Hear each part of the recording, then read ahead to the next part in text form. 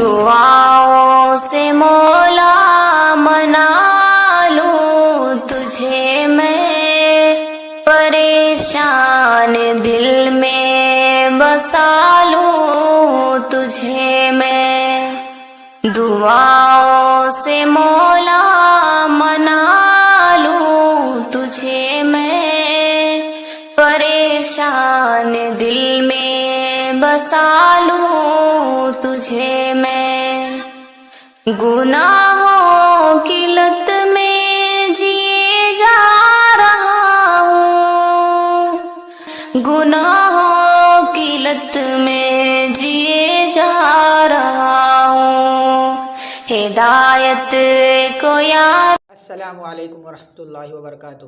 ایک بار پھر سے آپ سبھی کا سواگت ہے اکمل ڈیجیٹل اسٹوری میں۔ دوستو، میں آپ سبھی کا بہت بہت شکر گزار ہوں کہ آپ سب کا ہمیں اتنا سارا پیار مل رہا ہے۔ ہم امید کرتے ہیں کہ آپ آئندہ بھی ہمارے ساتھ اسی طرح جڑے رہیں گے۔ تو دوستو، آئیے جلدی سے ویڈیو کو شروع کر لیتے ہیں۔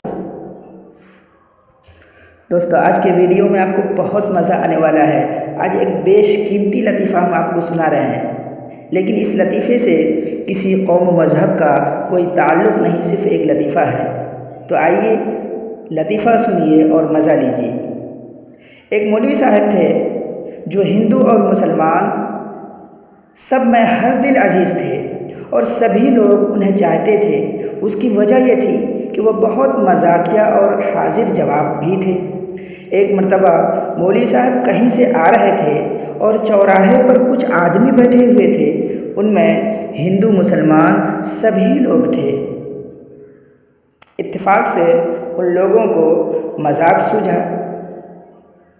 جب مولوی صاحب ان لوگوں کے قریب آ گئے تو ان لوگوں نے مولوی صاحب کو قریب بلا کر اپنے پاس بیٹھا لیا اور کہا کہ مولوی صاحب، ہم آپ سے ایک مسئلہ معلوم کرنا چاہتے ہیں۔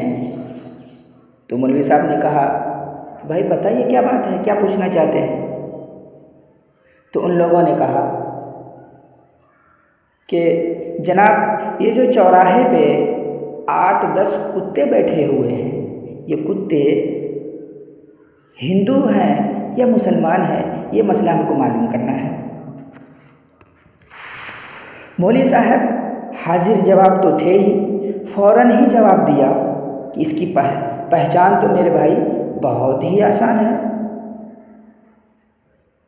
پہچان یہ ہے کہ ان کے سامنے ایک روٹی لا کر کے ڈالو، اور دیکھو اگر یہ سب کے سب کتے مل کر کے ایک ساتھ کھانا شروع کر دیں تو سمجھ جانا کہ یہ مسلمان ہے، اور اگر لڑنے لگے آپس میں، چھینا جھپٹی کرنے لگے تو پھر سمجھ جاؤ کہ یہ ہندو ہے۔